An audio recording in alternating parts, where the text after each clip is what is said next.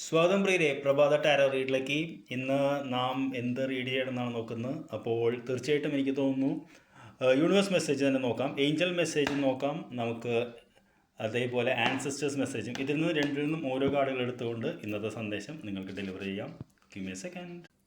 അപ്പോൾ ആദ്യം ഏഞ്ചൽ സന്ദേശമാകാം, അതിനുശേഷം നമുക്ക് ആൻസസ്റ്റേഴ്സിൻ്റെ മെസ്സേജ് എന്താണെന്ന് നോക്കാം. അപ്പോൾ ഇതിൽ നിന്നും ഒരു card പുറത്തെടുക്കട്ടെ. Very good.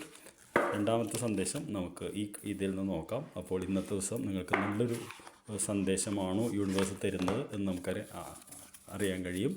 Give me a second. Okay, ഈ കാർഡിലെ സന്ദേശമാകാം. ഈ കാർഡ് ചാടിക്കരി പുറത്തേക്ക് വരുന്നത്. Very good, let me see. അപ്പോൾ ആദ്യത്തെ കാർഡ് എന്താണ് ഈ കാർഡിലെ സന്ദേശം നോക്കട്ടെ. Very good.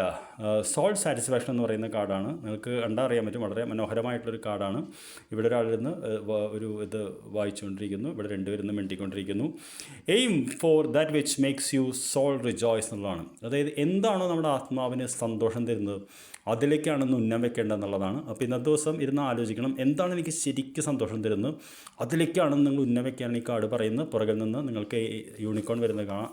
രണ്ടാമത്തെ കാർഡ് ലോർഡ് ടേക്ക് ചാർജ് വിത്ത് അതോറിറ്റി എന്ന് പറയുന്നതാണ്. അതിനുശേഷം എന്ത് ചെയ്യണം, പൂർണ്ണമായിട്ടും അതിൻ്റെ അധികാരമെടുക്കുക എന്നുള്ളതാണ്. അപ്പോൾ രണ്ട് കാർഡിലും വളരെ പവർഫുള്ളായിട്ടുള്ള സന്ദേശമാണ്. ആദ്യത്തെ കാർഡ് നിങ്ങൾ ആത്മാവിന് സന്തോഷം തരുന്ന എന്ത് കാര്യമാണ്, അത് എന്ത് വേണമെങ്കിൽ ആയിക്കോട്ടെ, അതിൽ മാത്രം ഇന്നൊരു ഫോക്കസ് ചെയ്യുക. രണ്ട്, അത് പൂർണ്ണ അധികാരത്തോടുകൂടി എടുക്കുക എന്നുള്ള സന്ദേശമാണ്. ഇത് കേട്ടാൽ വൈകുന്നേരം നിങ്ങൾക്ക് വളരെ സന്തോഷമായിരിക്കും. I will see you in the evening. Thank you for watching.